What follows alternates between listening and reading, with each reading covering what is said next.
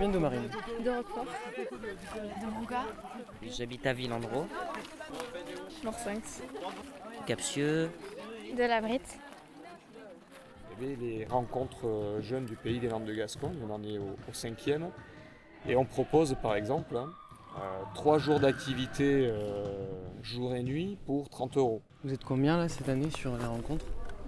Ben là aujourd'hui on est 83 jeunes, 16 animateurs et 8 ou 9 structures rassemblées. Et dans les 9 structures, il y a 7 collectivités, 7 structures portées par des collectivités et 2 associations. Alors, le réseau jeunesse, si je me souviens bien, il a commencé je pense sous l'impulsion, sous une demande d'élus.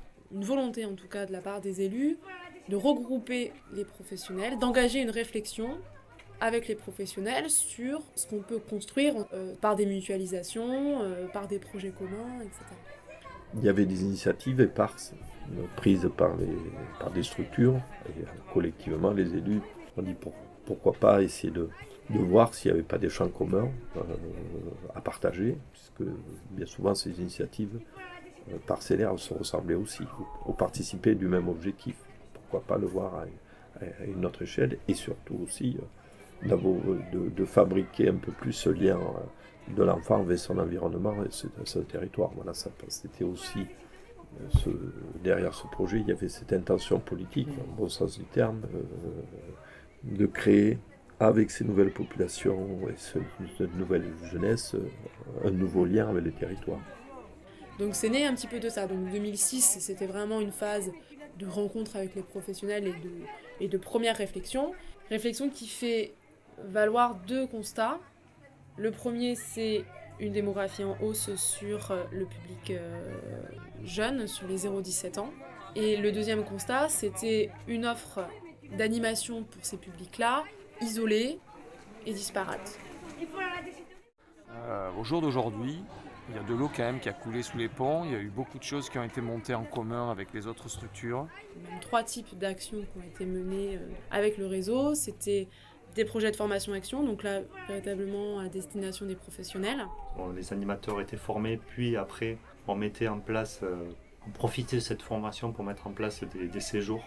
On a mis en place donc des actions culturelles à travers les séjours, des actions que souvent nous, dans nos structures, on ne met pas en place. Et puis les rencontres des jeunes des Landes de Gascogne. Donc on a appris à travailler ensemble, à se respecter, à mettre en place des protocoles d'intervention, des façons de gérer les conflits. Donc comme ça, petit à petit, on a pu faire monter un petit peu notre connaissance du secteur, notre connaissance du public et puis nos techniques aussi. Comment on leur fait passer l'information. Essayer d'avoir un animateur référent dans le collège, dans le lycée. Voilà. En regardant un petit peu comment c'était fait ailleurs, les endroits où ça marchait, on a des pistes et des grandes lignes qui peuvent maintenant être dupliquées sur les endroits qui n'ont pas forcément de recul. Ça a été aussi à travers de la mise en place d'actions de permettre la rencontre des jeunes. Pourquoi tu viens ici? Pour retrouver des amis et m'amuser. Des amis de Roquefort? Non, d'autres communes. Je l'ai rencontré à la première rencontre à Morsinx. Et du coup, maintenant, on est amis. Moi, pour revoir les filles de la Brite. Et on s'aperçoit qu'on a fait mouche quand on voit les réservations qui sont surabondantes et auxquelles on n'arrive même plus à fournir suffisamment de place. Parce qu'on est dans des zones rurales, faible densité de population, faibles ressources, et notamment ces services liés à l'enfance sont des services coûteux. On a aujourd'hui environ 500 jeunes de plus qu'en 2006. Au vu de la démographie, le réseau a tout son sens encore aujourd'hui. Et c'est un des objectifs que d'animer des services, d'initier des actions sur la thématique service pour le territoire rural. Donc l'intérêt d'animer un réseau de ce type, c'est continuer à être moteur d'initiative sur le territoire. C'est d'abord utile pour les animateurs. Si c'est utile pour les animateurs, c'est utile pour les jeunes. Parce que les jeunes, ils ont besoin de gens compétents, de gens qui sont posés, qui savent pourquoi ils font de l'animation et comment on fait de l'animation. Pour nous, tant que ça sera possible, il faut continuer à travailler ensemble comme on le fait. Voilà, il y a toujours ce besoin de créer collectivement, de se retrouver. Et donc l'enjeu d'isolement, il est toujours présent.